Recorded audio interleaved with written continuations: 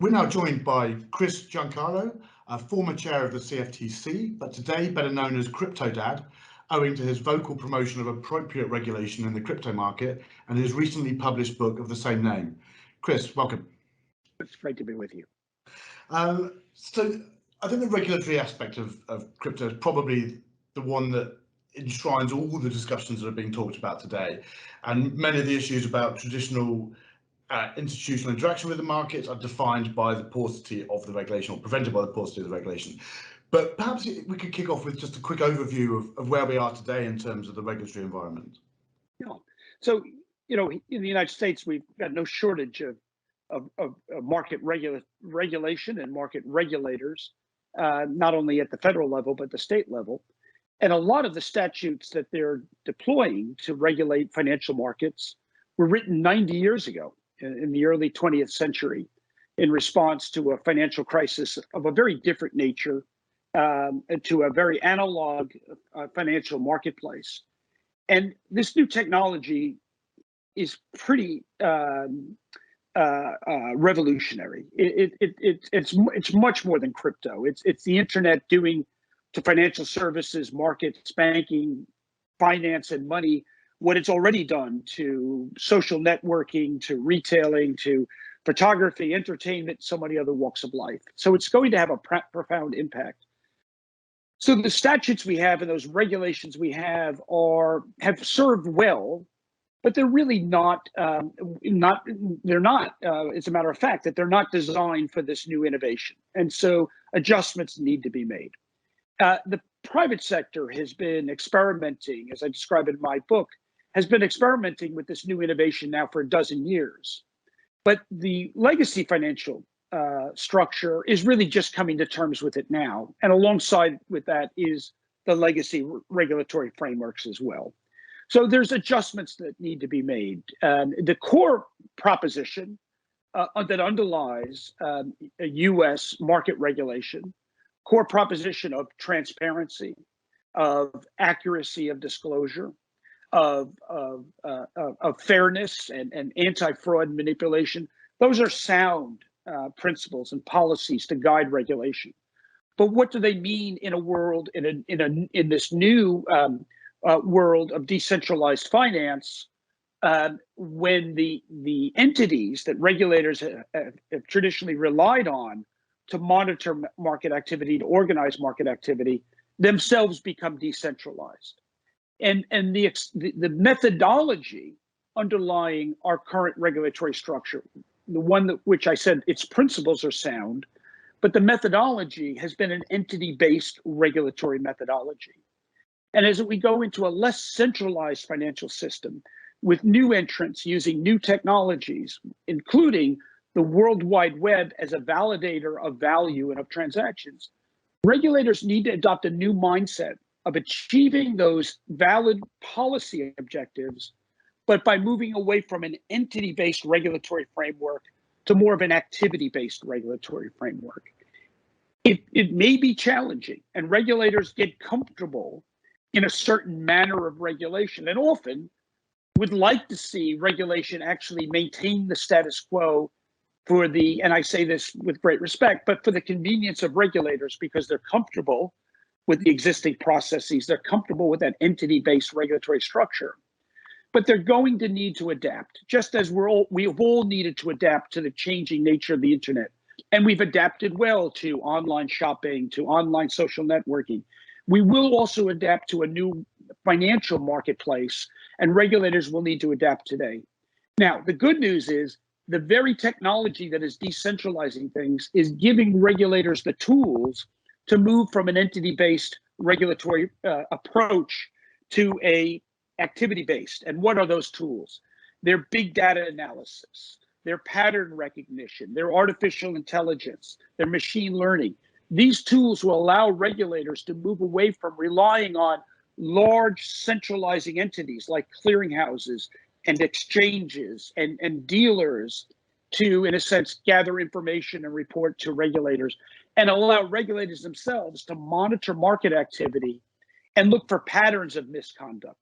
And, it's not that foreign of a concept, because we do it every day in other forms of law enforcement. We may have an entity-based approach to financial market law enforcement, but just look at highway safety law enforcement.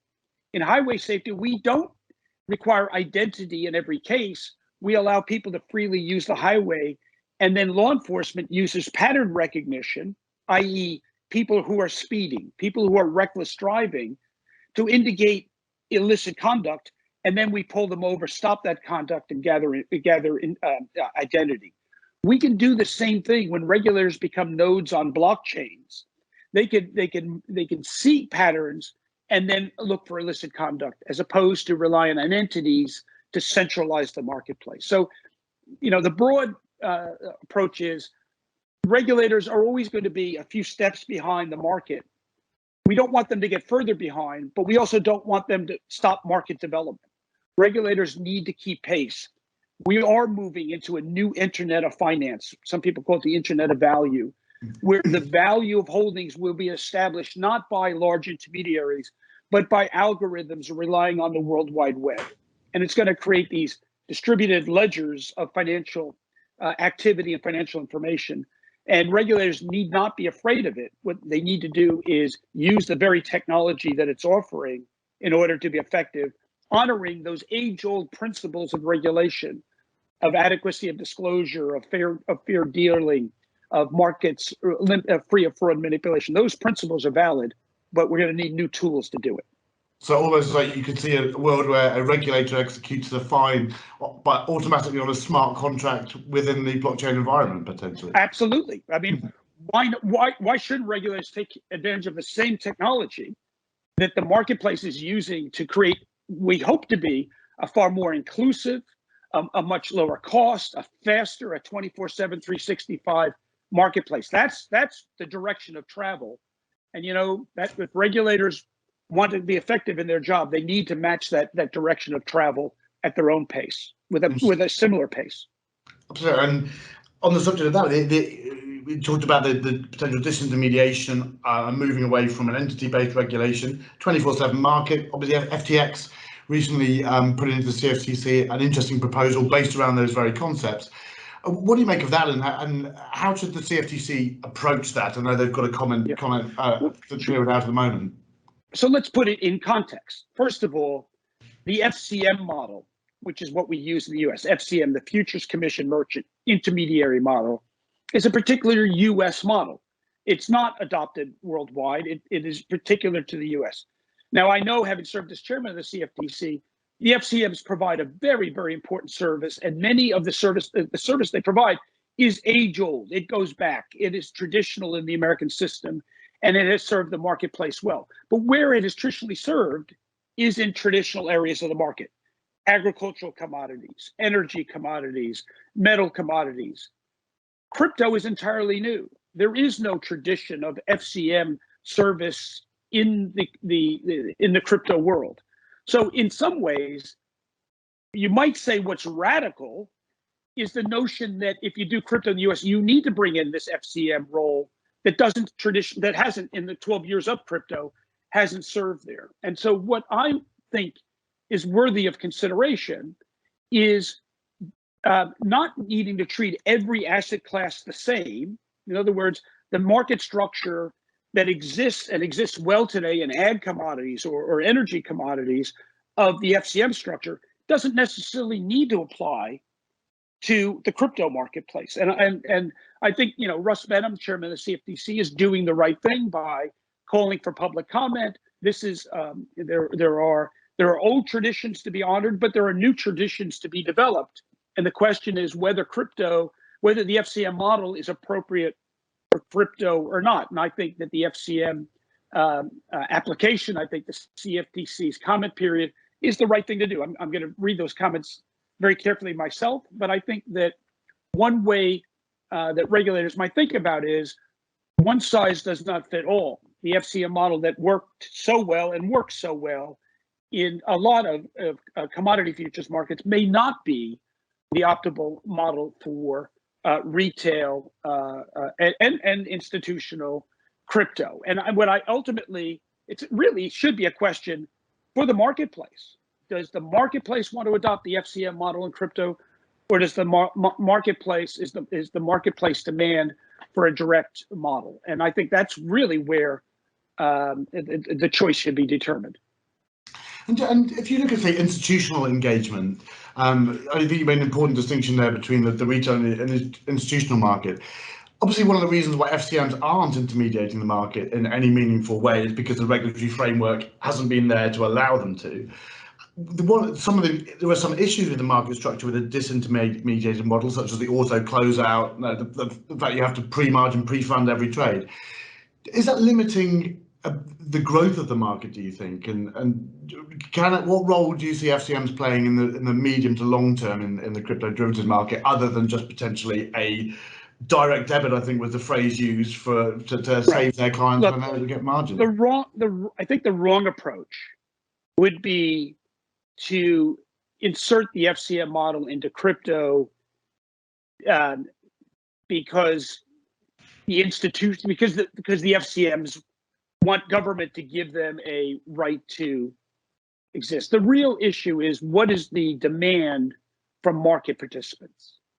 I during my time as chairman, I had the chance to travel the country meeting with people in the ag industry. They rely on the FCM model. They derive a lot of value from their FCM. There's a value proposition there that serves well.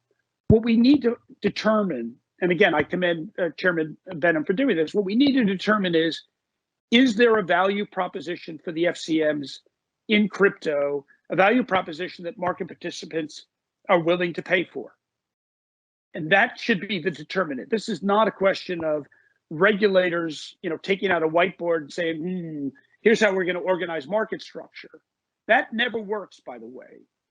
Governments should and regulators should never dictate market structure. What the marketplace should determine market structure, and regulators should then understand that and be market intelligent and build their regulation around a market structure that arrives organically.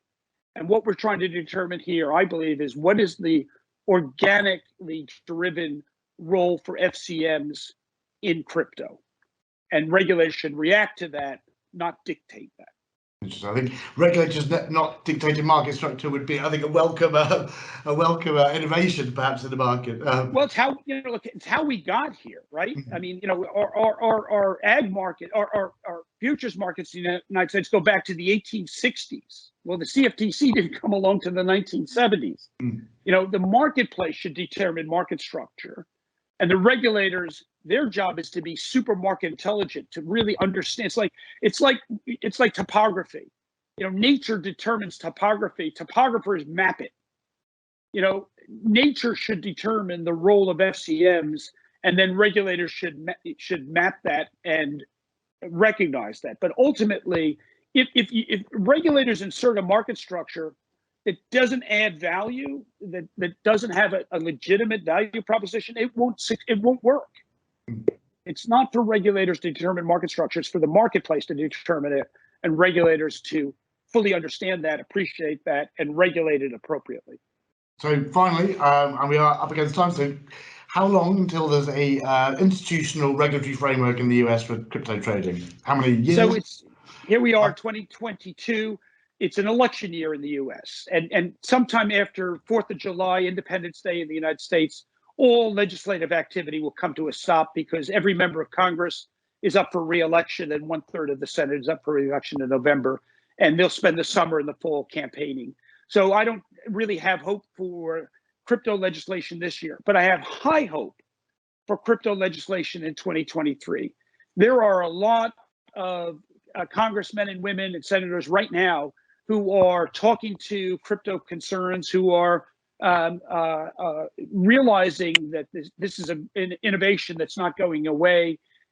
They're making promises to work on legislation, and I think you'll see those promises fulfilled after the election. Probably this time next year, 2023, I think you'll see some legislation come through the House. It is time for Congress to step into this debate. When we've done this right, such as exploring outer space, or in the early days of the internet, exploring cyberspace, the United States has always had a sort of a comprehensive effort involving the private sector, involving the public sector, and when it comes to the public sector, Congress as well as the administration. You know, it was in the 1990s that that a Democratic White House under Bill Clinton and a Republican Congress under Newt Gingrich laid the foundation legislatively for what became U.S. dominance of the first wave of the internet. And I think we need a similar effort right now between Congress, the White House, and of course the private sector to bring this in. I'm quite confident we're going to see that in 2023. Fantastic. Well, I think the market would welcome it too. Chris, we're out of time, sadly. I think we could go on all day, but unfortunately we can't. But thank you ever so much for your time. I really appreciate it. Thank you. My pleasure. See you soon. Cheers. Bye.